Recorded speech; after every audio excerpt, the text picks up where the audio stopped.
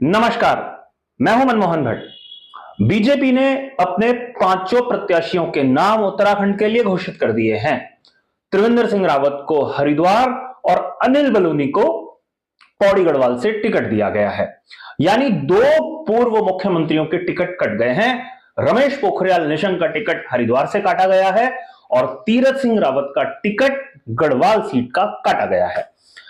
अब चर्चा शुरू होगी कि कौन जीत रहा है, टिकट काटने के क्या कारण थे। कुछ चर्चा की शुरुआत हम कर रहे हैं और मेरे साथ इस समय पूर्व पत्रकार हैं ध्रुव रौतेला और वर्तमान में ध्रुव पत्रकारिता को छोड़कर बीजेपी के साथ लंबे समय से जुड़े हुए हैं। इनसे भी जानेंगे कि आखिर क्या वजह है कि पार्टी ने अपने दो पूर्व मुख्यमंत्रियों के टिकट काट दिए और उनके स्थान पर दो बड़े नेताओं को टिकट दिए, एक पूर्व मुख्यमंत्री और एक बीजेपी के मीडिया सेल के हेड, मीडिया को जो हेड करते हैं राष्ट्रीय स्तर पर। ध्रुव, पहला टिकट। तो नमस्कार मनमोहन जी और उनके सारे ऑडियंस को धन्यवाद देना चाहता हूं कि आज के विषय में आपने चर्चा के लिए मुझे बुलाया। जी मनमोहन जी, मैं जानना चाह रहा हूं दो पूर्व मुख्यमंत्रियों के टिकट काटने का क्या फॉर्मूला है। मतलब जहां टिकट काटे जाने की अटकलें लग रही थी उनको तो टिकट दिया गया, दो पूर्व मुख्यमंत्रियों को बाहर का रास्ता दिखाया गया। देखिए एज ए पत्रकार आप पूछ रहे हैं, मैं खुद पत्रकारिता करते रहा हूँ। आपने कहा पत्रकारिता छोड़ दी है, प्रोफेशनल वे से छोड़ी है, लेकिन लिखना पढ़ना नहीं छोड़ा। अभी भी आप देखते हैं मैं लगातार लिख रहा हूँ कई जगह। तो एक भारतीय जनता पार्टी के कार्यकर्ता होने के नाते, मीडिया पैनलिस्ट होने के नाते, पूर्व में मैं प्रभावी रहा हूँ मीडिया का। मैं आपको इतना कहता हूँ, और आप खुद विद्वान पत्रकार हैं, आप जानते भी हैं कि भारतीय जनता पार्टी का जो सेंट्रल पार्लियामेंट्री बोर्ड है, केंद्रीय, आप जानते हैं, वो तय करता है, जिसकी अध्यक्षता माननीय राष्ट्रीय अध्यक्ष जी करते हैं, माननीय प्रधानमंत्री जी भी उसमें है और सभी लोग रहते हैं। आप जानते हैं जो उसकी कमिटी है वो डिसाइड करती है। उनको पांचों सीटों में जो उपयोगी लगे, जो जिताऊ कैंडिडेट लगे, उनको टिकट उन्होंने दिया है। और जहां तक आपने कहा कि दो पूर्व मुख्यमंत्रियों के टिकट काटे हैं, तो एक पूर्व मुख्यमंत्री त्रिवेंद्र जी को टिकट मिला भी है। और रही बात आदरणीय रमेश पोखरियाल निशंक जी की और आदरणीय तीरथ सिंह रावत जी की, दोनों ही हमारी पार्टी के बहुत वरिष्ठ रहे हैं, संघ पृष्ठभूमि के हैं, विद्यार्थी परिषद की पृष्ठभूमि के हैं। निश्चित रूप से मुझे विश्वास है कि भारतीय जनता पार्टी आने वाले दिनों में उनके अनुभवों का लाभ लेगी और उनको मतलब गवर्नर बनाएगी कहीं का, किसी ना किसी को। देखिए गवर्नर बनाना नहीं बनाना ये तो माननीय राष्ट्रपति जी तय करते हैं, और वो जो सिफारिश सरकार जो तय करती है, तो माननीय गृह मंत्री जी, माननीय प्रधानमंत्री जी, माननीय राष्ट्रपति जी किसको बनाते। भारतीय जनता पार्टी आप जानते हैं अकेला ऐसा दल है। अभी आपने परसों हरियाणा में भी उदाहरण देख लिया, पुष्कर धामी फॉर्मूला जो इस वक्त चल रहा है, धामी जी वाला फॉर्मूला मुझे लग रहा है पूरे देश में हिट हो गया है। युवा आदमी को बना देना, युवा आदमी को और नए आदमी को। जिस दिन धामी जी बने थे मुख्यमंत्री, आपको याद होगा। अच्छा चलिए, अब मैं ये जानना चाह रहा हूँ कि 5 कैंडिडेट आपके तय हो गए हैं, कौन सी सीटें माफ कीजिए, कौन सी सीटें ऐसी हैं जहां आपको लगता है कि बढ़त पहले जैसी रहेगी और कौन सी सीटें ऐसी जहां पर आपको लगता है कि थोड़ा ज्यादा मेहनत करने की आवश्यकता है। देखिए मनमोहन जी, अगर आप एनालिसिस करें विधानसभा और विधानसभा, आप जानते हैं 5 लोकसभाएं जो हमारी हैं, चाहे वो टिहरी हो, पौड़ी हो, हरिद्वार हो, अल्मोड़ा हो या नैनीताल हो, पांचों में 14 विधानसभाएं, 14 विधानसभा प्रत्येक लोकसभा में है और 70 विधानसभाएं हमारी हैं 5 लोकसभाओं में। तो मैं आपको पूरे 2 साल की जो पुष्कर सिंह धामी जी के नेतृत्व की ये युवा सरकार, पारदर्शी सरकार और ईमानदार सरकार चल रही है, डबल इंजन की सरकार चल रही है। माननीय मोदी जी का विशेष लगाव है, आपने देखा है। डबल क्यों, कई जगह तो ट्रिपल इंजन की भी, ट्रिपल इंजन की सरकार, नगर निगम भी थे, नगर निगम भी थे, वो शासक को हवाले है। बिल्कुल, लेकिन अभी प्रशासकों के इसलिए मैं नहीं कह रहा हूँ क्योंकि हमारे मेयर अभी उसमें निवर्तमान हो चुके हैं। फिलहाल जो डबल इंजन की सरकार आप हमारे देख रहे हैं प्रदेश में, और माननीय मोदी जी का जो लगाव है, आप सीधा जवाब दीजिए कि कौन सी सीट ऐसी है जो कंफर्टेबल है। मेरी नजर में हमारे लिए पांचों ही सीटें कंफर्टेबल हैं। भारतीय जनता पार्टी के पक्ष में इस वक्त लहर है। तो दो कैंडिडेट, भारतीय जनता पार्टी ने जो कहा वादे वो किए। दो कैंडिडेट क्यों बदले? अगर इतना कंफर्टेबल थे तो दोनों कैंडिडेट क्यों बदले? मैं आपसे क्या कह रहा हूं, थे ऐसा कहीं नहीं है। भारतीय जनता पार्टी का तो आप जानते हैं, सामान्य कार्यकर्ता भी कभी भी उसको टिकट दो आप, वो चुनाव जीतता है, लड़ता है। भारतीय जनता पार्टी तो एकमात्र ऐसा दल है। ये प्रश्न तो आपने कांग्रेस से करना चाहिए। तो मेरी नजर में आज आप नोट कर लीजिए, पूर्व में भी मैंने पगडंडी को कहा था जब धामी जी दोबारा चुनाव पे गए थे कि 46 से 47 सीटें आएंगी और आप जानते हैं कि 47 सीटें आई थी।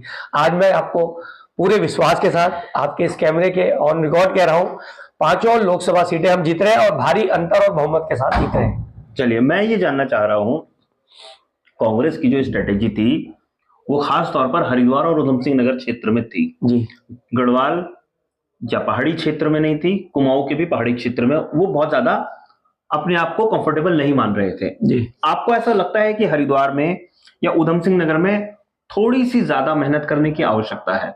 मतलब उदाहरण में इसका इसलिए दे रहा हूं क्योंकि हरिद्वार का टिकट बीजेपी ने बदला है, गढ़वाल का भी बदला है, उसके कुछ और कारण हो सकता है, लेकिन हरिद्वार का टिकट विशेष रूप से बदला गया है। तो ऐसा इस संदर्भ में मैं पूछ रहा हूं कि ज्यादा गंभीर स्ट्रेटेजी बनाने की कोशिश मैदानी क्षेत्रों में।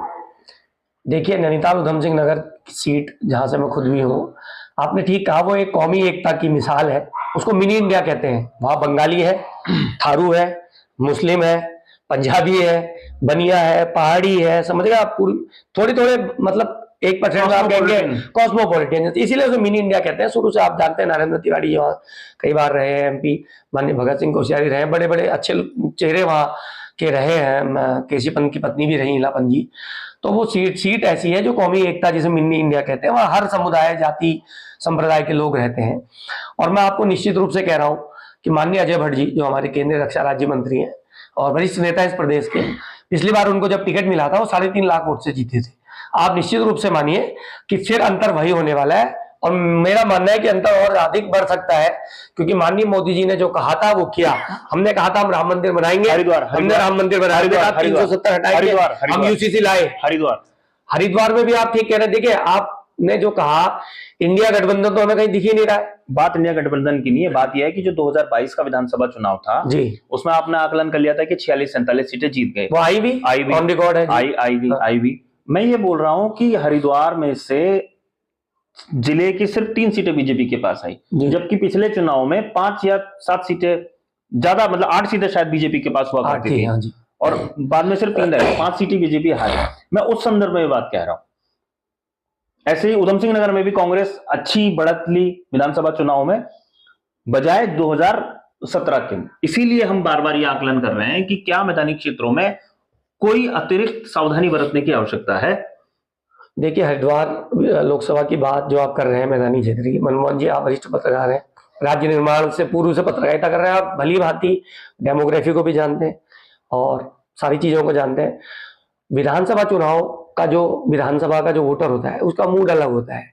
अभी हम नेशन फर्स्ट उस मूड से जा रहे हैं चुनाव में। सारे मतदाता इस बार युवा है, आपने देखा होगा, आपने एक स्टोरी में मैं आपकी देख रहा था मतदाता की आपने की थी कि युवा वाले मतदाता कितने हैं।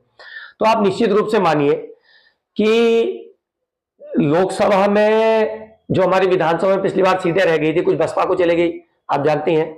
अभी एक बसपा के विधायक जी की डेथ भी हुई है, दूसरे भी वहां पर हैं और कुछ कांग्रेस की भी हैं वहां, आप जानते हैं, अनुपमा और वो लोग सब।